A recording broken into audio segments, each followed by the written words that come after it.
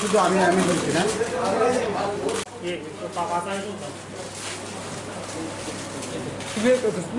হাত নোংরা দেন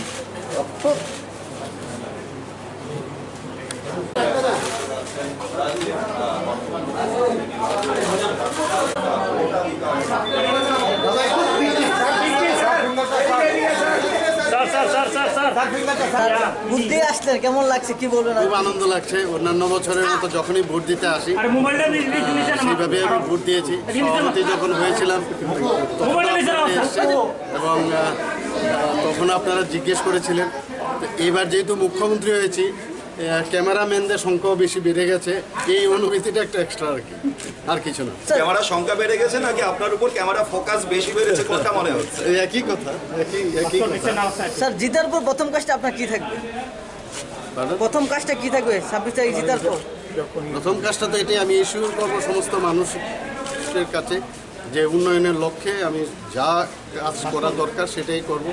আমি এবার যখন ডোর টু ডোর করতে গেছি, অনেক মানুষের প্রশ্নের সম্মুখীন হতে হয়েছে, ওদের মৌলিক সমস্যাগুলো, সেইগুলোর বিষয় নিয়ে আমি অবশ্যই চিন্তা ভাবনা করব এবং চেষ্টা করব আমার টিমকে নিয়ে তাদের যে সমস্যাগুলো সেগুলো কীভাবে নিরসন করা যায়। স্যার, আপনি যখন মুখ্যমন্ত্রী হয়েছিলেন শপথ গ্রহণ করার পর আপনি প্রথম বক্তব্যে বলেছিলেন যে আমি ভোট এমনভাবে চাই যেন মানুষ নিজের থেকে দেয়, কাজের মাধ্যমে দেয়, মানুষ নিজের হৃদয় থেকে ভোটটা দেয়, জোর জবরদস্তি না। আজকে সারাদিন ভোট চলবে, আপনি কতটা এশিওর দিতে পারবেন যে ভোটটা একেবারেই আপনার সেই কথা মতো হবে, শান্তিপূর্ণভাবে, একেবারেই কোনো ধরনের অঘটন ছাড়া?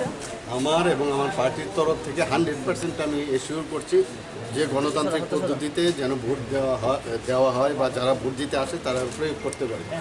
আর স্ট্রে ইনসিডেন্ট যদি হয়ে থাকে, নিশ্চয়ই যদি সেটা আমাদের এগেনস্টে আসে, নিশ্চয়ই আমি এদিকে অ্যাড্রেস করব। এবং আমার তরফ থেকে এবং আমাদের পার্টির তরফ থেকে আমাদের বলা হয়েছে যে কোনো অবস্থায় যেন কোনো জায়গায় কোনো উচ্ছৃঙ্খল আচরণ না হয়। মানুষের যে ইচ্ছা, মানুষের যে ওদের যে মনের কথা সেগুলো এবং তার যে ভোটাধিকার প্রয়োগ করার যে তার রাইট, সেটা যেন ঠিকভাবে হয়। স্যার, অভিযোগ আসছে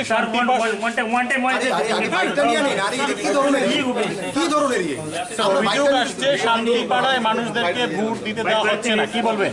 শান্তিপাড়াতে এখানে তো সব লোক আসছে, শান্তিপাড়ায় লোকদেরকে আটকে দেওয়া হচ্ছে স্যার। আমার কাছে খবর নেই এরকম হওয়া উচিত। আরেকটা খবর স্যার, আপনি যখন এখানে ভোট দিচ্ছেন ঠিক তখনই এই রাজ্যে এবং আপনার এই ভোট কেন্দ্রের সামনে সংবাদ কর্মীদের উপর আক্রমণ হচ্ছে এবং আইজিএম হাসপাতালে রয়েছে, কি বলবেন আপনি? কোন জায়গায় আমি জানি না, আমি খবর এসছে একটা একই মিডিয়া, আমার দেখতে হবে এগুলো কোনো অবস্থা আপনার কাছে এখনো সেই না খবর আসেনি। আর এরকম হওয়া তো বাঞ্ছনীয় না, আর এগুলো বরদাস্ত করবো না। বিশেষ করে চতুর্থ স্তম্ভের প্রতি তো নাই। আমি কথায় বলছি না, কিন্তু কাজেও আমি দেখাবো। স্যার, সুরমা বিধানসভা, যুবরাজনগর আর এই যে 6 আগরতলা, কি বলবেন? একই কথা, 100% জিতবো আমরা। সব জায়গায় তো মানে দেখবেন 26 তারিখ রেজাল্ট কি বেরোয়। ঠিক আছে।